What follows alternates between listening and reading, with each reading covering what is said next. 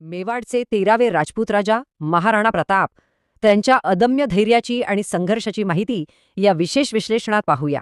स्वातंत्र्यासाठी राजमहाल सोडला, गवतावर झोपले आणि पानांवर जीवले, असा हा असामान्य आणि सामर्थ्यवान राजा.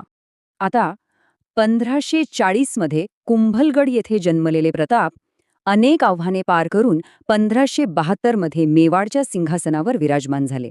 त्यानंतर आले 1576 हे वर्ष, भारतीय इतिहासातील हळदीघाटी या अत्यंत रोमहर्षक आणि ऐतिहासिक युद्धाचे हे साक्षीदार.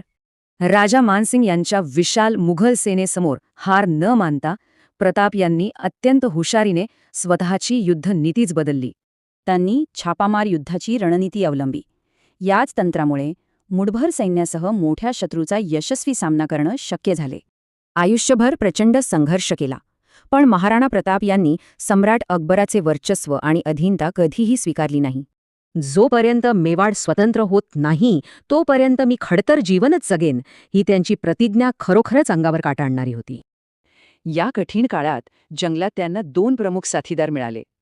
त्यांचा निष्ठावान घोडा चेतक आणि शूर भील आदिवासी. हळदीघाटीत स्वतः गंभीर जखमी होऊनही राजाचे प्राण वाचवण्यासाठी चेतकने प्राणांची आहुती दिली. खरोखरच अगदी अजोड निष्ठा. तरीही संघर्ष सुरूच राहिला. पुढे 1582 हे वर्ष मेवाडच्या स्वातंत्र्य लढ्यातील एक अतिशय निर्णायक वळणबिंदू ठरले. मेवाडची मॅरेथॉन म्हणून ओळखल्या जाणाऱ्या दिवेरच्या युद्धात त्यांनी मुघल चौक्या उद्ध्वस्त केल्या आणि गमावलेला बहुतांश प्रदेश परत मिळवला.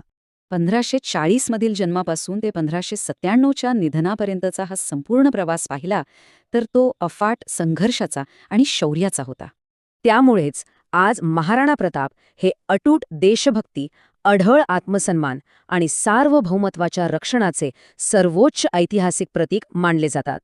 16व्या शतकातील हा सर्वोच्च त्याग आणि आत्मसन्मान आजच्या काळातील देशभक्तीच्या व्याख्येला कशी प्रेरणा देतो याचा विचार व्हायलाच हवा.